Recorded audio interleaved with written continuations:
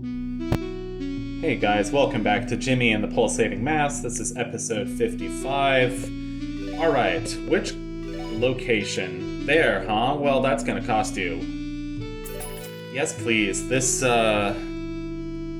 light bulb is way too hard. This is the one where you have to run an obstacle course, basically, in under 10 seconds or something. I forget what it is, but it's so annoying. I don't even remember if I managed to do it genuinely on my first playthrough.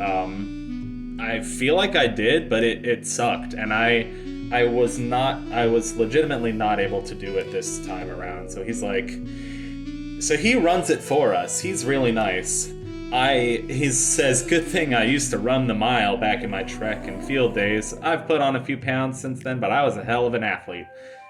I like to think that because he's a drum, he just rolled.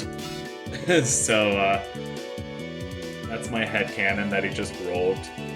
Oh my god, headcanon. I remember explaining to my parents what headcanon was. I don't know why I needed to. But, you know, it's one of those things that just, you get a weird feeling, like, adults, you know, they don't understand our lingo. Like when I tried to explain Sigma, because that was when I still thought Sigma was a good thing, and it was before it kind of became as annoying as it was. Like now it's like, what the Sigma? And now it's just annoying. Like, please stop saying it. Anyway, this gazebo is really pretty. I would totally love to hang out in that place. I also love the violin playing statues. Alright, moving on. What's the next light bulb we're going to find? Oh, yeah, awkward edit. Oh, and now the music is way louder. I'm gonna have to fix that. Grim Echoes, Blood Marsh. It's it kind of makes sense that all the light bulbs I missed were earlier in the game. When I had, less abilities, less of the transformations, and less, wherewithal of what we were actually doing. Whereas I actually had all the characters, all the transformations and the different abilities by the end of the game, and I kind of knew what I was doing. If that makes sense, you know? Towards the beginning of the game, I bet I saw stuff, and I was like, oh, I need the vampire to do that, or, oh, I need the bird to do that, but, you know, I couldn't, Man, that place, thanks for sending me there. I'm pretty sure I saw the light bulb in the middle of some tall grass, but there are things. I hightailed it out of there. It makes me wonder, though, what would happen if you annoyed one of those things. I bet telemarketers get a real earful. So this was kind of cool. I didn't actually know this.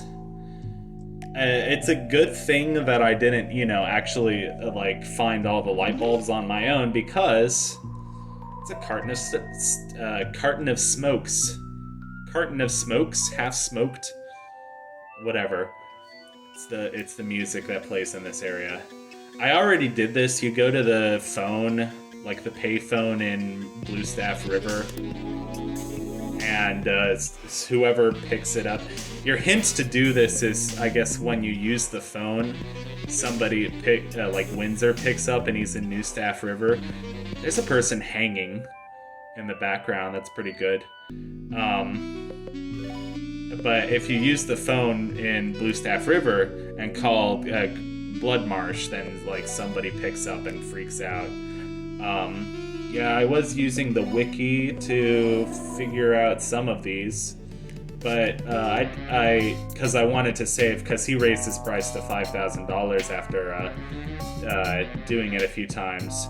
It reminds me of the dude in Ocarina of Time who sells you magic beans, and he keeps raising the price, except Ludwig caps at 5,000, and yeah, that's how you do that. You just need the vampire form. I pressed spacebar or the action button at the same time as a battle icon popped up, so I turned on the light bulb and activated a battle at the same time. So that was Nothing to write home about, it was just funny. This music is crazy. Like the way it switches tempo midway through the song. Anyway. Yeah, the soundtrack goes so hard. I can't wait for Hymn to the Earless God. Like, that soundtrack, I bet it's gonna go pretty hard, too. That's Casey's next game. Also, Animal Well came out. Donkey's game. Not Donkey's game, but the first game that he's publishing, I guess. We gotta... Oh, here I was just checking which ones I still have to do. So, I think I was just using the walkthrough or the wiki for most of these. Zack and Wiki.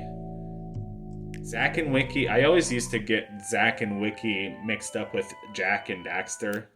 I just finished watching a playthrough of Jak and Daxter. It's pretty cool. It feels like your typical kind of GameCube era 3D platformer, except with Daxter is very annoying. Like, apparently, like, the same guy who was the voice of Timon on Broadway is the voice of Daxter. Like, he's always trying to, like, romance the only female character in the game, and it's just cringy.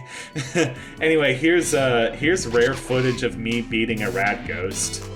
Dude, sick. So we have like the Punch to Knock It passive ability at the beginning of the battle, so we automatically startle him. And then we're just wailing on him, we're doing a bunch of damage. Molecular Beam does a bunch of damage.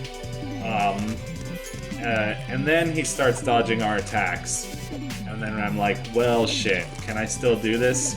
And then I remember, oh, I know who else is really good at startling. It's the annoying bird. Jimmy imagines what a red-billed squawker must feel like.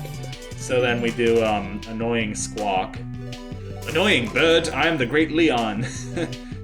I still haven't played Star Fox 64, but there's so many stupid quotes from that game, it's great. If you do another Molecular Beam, you just inflicted ennui on our party.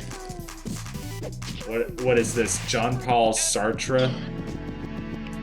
Hey, you get a bunch of experience. Not that much money, but you get a bunch of experience for fighting those things, so it's great.